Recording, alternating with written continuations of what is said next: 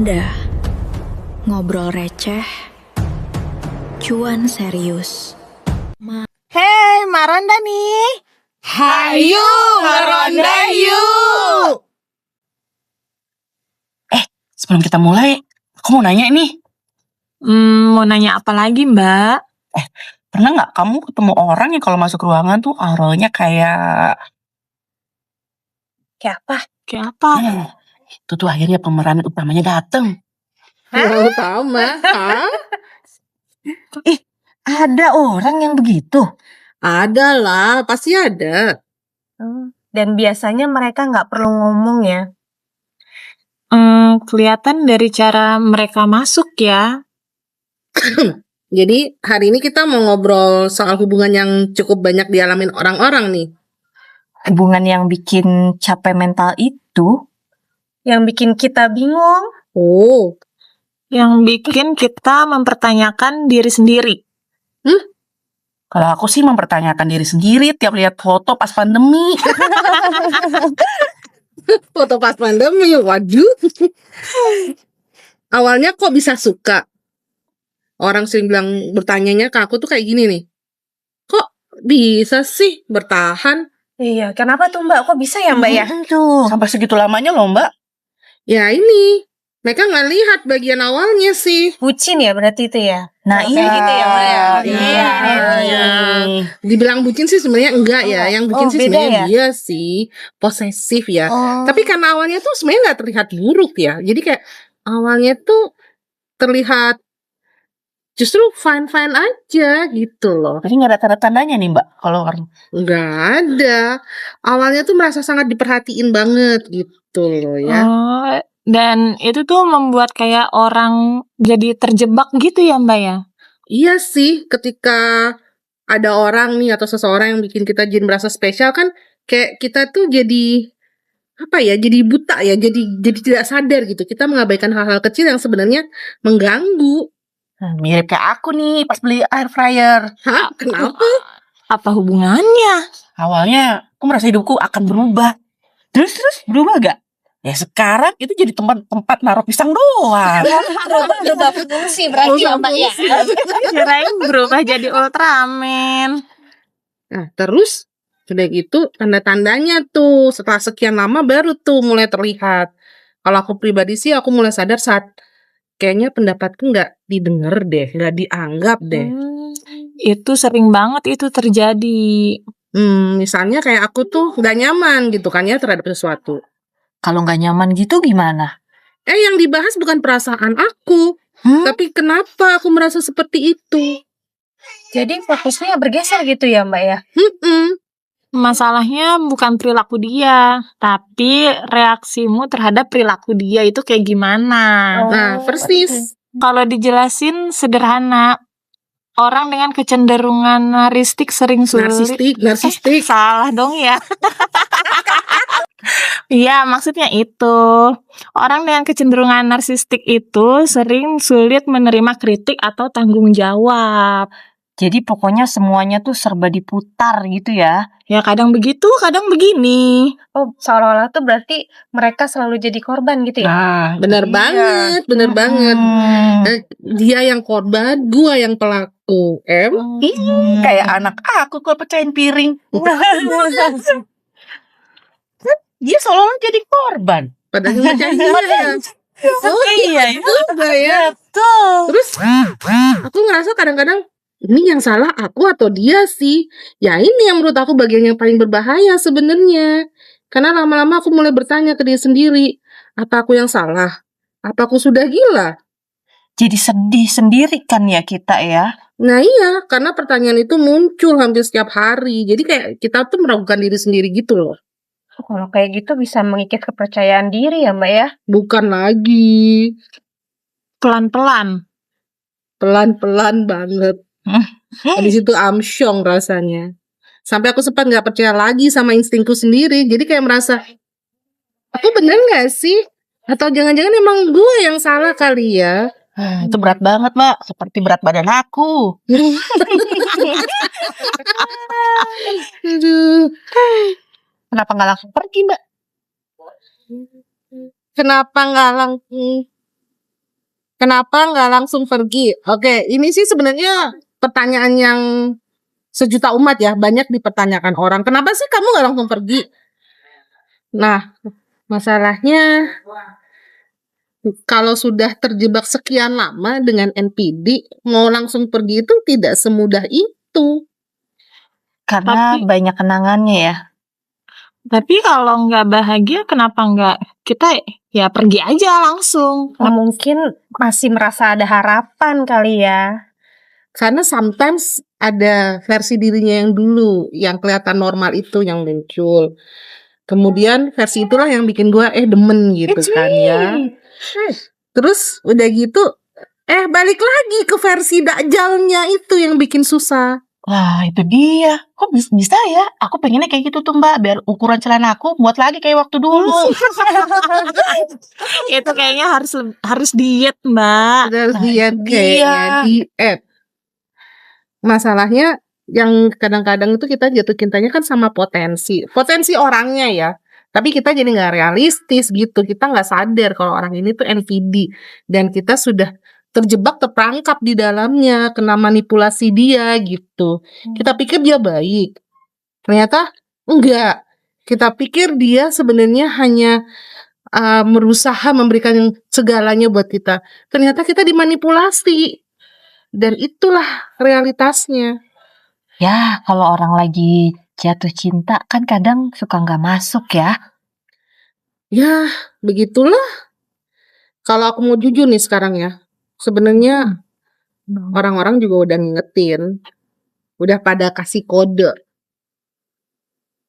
Tapi bukannya cinta itu bikin kita makin selektif ya Mbak ya?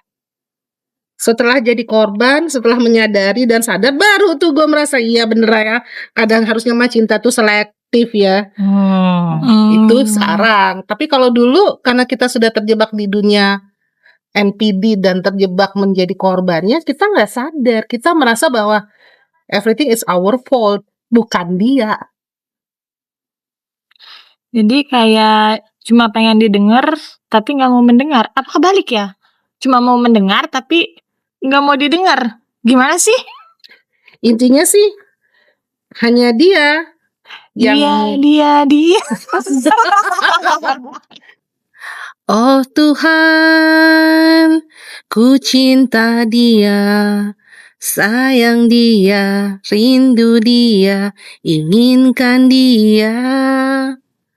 Utuhkanlah rasa cinta di hatiku.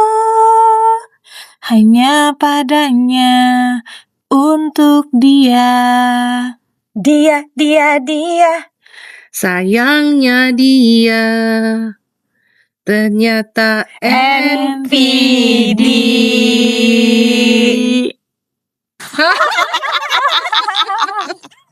Aduh ya ampun. Hanya dia yang benar, kita yang salah. Mau gimana juga ujung-ujungnya kita adalah pelaku dan dia adalah korban. Playing victim lah. Ya red flag kelihatan pink flag. Bener. Kelihatannya sih pink ya, padahal red. Tuh makanya yang bikin PR banget kalau udah berhubungan sama NPD. Aku jadi ingat satu hal. Di satu titik, ini aku bercermin ya. Pada saat aku bercermin, itu aku udah kayak gak mengenali diri sendiri. Aku ngerasa kayak, siapa ya orang ini? Karena aku kayak udah kehilangan identitas diri. Identitas diri itu yang selama ini dia bentuk, yang selama ini dia hancurkan dan dia bentuk lagi. But that's not me. Namanya juga sedang jatuh cinta ya. Iya, jadi kita terbutakan dan aku jadi lebih sering sedih, lebih sering cemas, anxiety.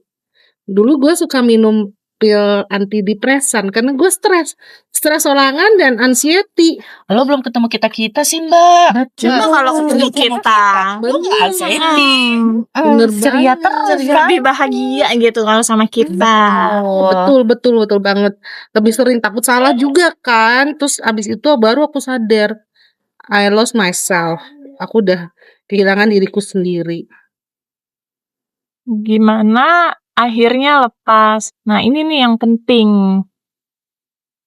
Aku tuh bangun pagi nggak langsung pergi dan langsung sembuh gitu enggak. Itu proses, butuh waktu yang sangat panjang menyadari bahwa, wow, ini adalah hal yang salah. Wow, ini udah nggak benar.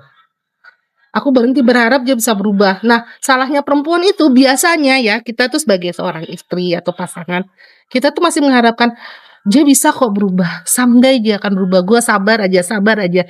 Tapi gue bukan Tuhan, Rek. Sabar gue ada batasnya, setipis tisu yang dibelah 7. Dan di situ gue mulai menyadari, I'm so full.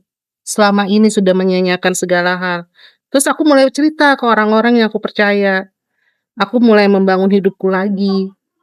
Coba deh Mbak, bisa nggak dialihin ke hobi Mbak apa gitu, jalanin seperti itu gitu. Atau lebih sering ketemu sama teman-teman yang Nah, bisa tuh. menyenangkan. Nah itu juga. Kayak Atau kita-kita bisa ini. Iya, membangun karir. Ya, aku melakukan semua itu sih. Jadi fokus ke diri sendiri plus anak aja mungkin ya sekarang. Jadi lebih prioritasnya shifting. Kalau dulu itu kan always dia nyanyi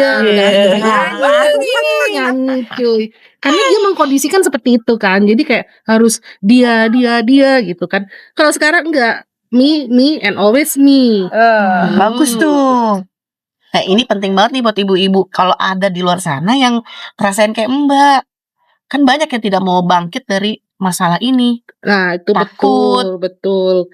Jadi kita itu harus tahu, jangan cuman bahas red flag deh. Tapi green flag-nya juga apa nih? Ya, itu tadi kita harus lihat. Kalau green flag itu kan sebenarnya banyak ya. Cowok green flag tuh banyak. Cowok yang bisa mendengar kita, menghargai kita. Salah satunya. Dihormatin. Bisa juga berbeda pendapat tanpa rasa takut lagi ya. Betul, tidak membuat kita merasa menjadi kecil. Dan kita juga tidak kehilangan diri kita sendiri tuh. Betul. Nah, kalau sekarang setelah sadar nih ya. Jadi kayak dulu tuh kayak kita pakai kacamata kuda gua gitu ya. Gua pakai kacamata kuda gitu. Gua nggak sadar tuh. Ya udah kayak autopilot aja di bawah naungan NTB. Sudah ketrap. Jadi kayak kaki kita tuh udah kejebak gitu kan. Ganteng tapi manipulatif. Kalau sekarang, buat apa? Mau kondo? Buat apa? Kayak penting ya. Bener. Perhatian tapi posesif. Gitu. Enggak banget. Enggak. Baik, tenang, konsisten. Oke, itu green flag Itu itu. masih bisa tuh. Dan bisa mah. Nah, Enggak semua bisa masak. ada Apa istilahnya. kita cari koki aja ya Mbak? Dapat info. Ada istilahnya loh. Man can cook is sexy. iya. Iya. Wah, betul banget tuh. Berarti pakai celemek ya? Bukanya lebih gampang ya.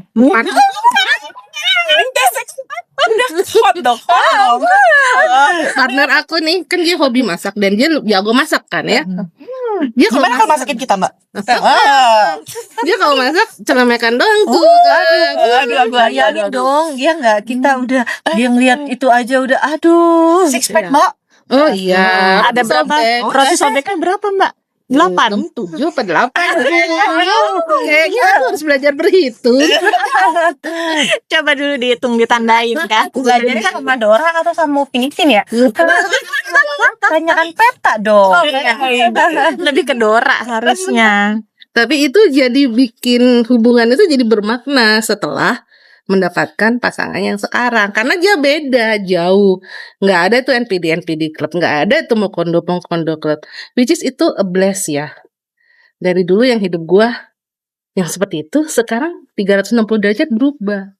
Yang aku pelajari dari pengalaman aku itu, cinta tuh seharusnya tidak membuat kita kehilangan diri sendiri. Hubungan yang sehat membuat kita berkembang ya. Makin maju bukannya makin mengecil. Bukan hidup dalam ketakutan. Betul banget. Dan kalau aku merefleksikan diri sendiri dengan pengalaman aku selama belasan tahun ini, aku menyadari bahwa kita tuh gak boleh takut untuk melangkah. Kalau dulu kan aku mungkin nahan diri karena aku pikir oh anak-anak gue masih kecil nih kan ya, kasihan mereka nggak akan punya ayah gimana-gimana. Ternyata enggak loh, anak-anak justru itu bisa lebih coping, lebih dewasa. Dan mereka bilang gini, Mam, kalau itu yang bikin kamu happy, just go for it, lepasin. Itu anak gue ngomong gitu dua-duanya. It's before aku decide kalau yaudah bye-bye. Tahu lagunya Huasa kan, bye-bye gitu kan. Jadi waktu itu seperti itu. Dan buat kamu-kamu semua yang ada di luar sana, kalau kamu berada di suatu situasi yang sama, kamu gak sendirian loh. Dan itu harus keluar dari situ ya Mbak. Tapi ingat loh, Apa tuh? kalau seseorang membuat kamu lebih sering menangis daripada ketawa, minimal dia bukan pelawak. Mbak Dini bisa aja ya. Oke deh, kayaknya sharing NPD kita malam ini cukup seru ya. Jangan lupa untuk teman-teman di luar sana yang mungkin sekarang lagi terperangkap dengan pasangan yang NPD atau keluarga yang NPD. Jangan salah loh, keluarga juga ada loh yang NPD. Ya. Kalian hebat karena sudah bertahan, tapi kalian akan lebih hebat lagi jika kalian bisa melepaskan dari semua itu. Karena kamu berharga dan kamu pantas untuk berbahagia.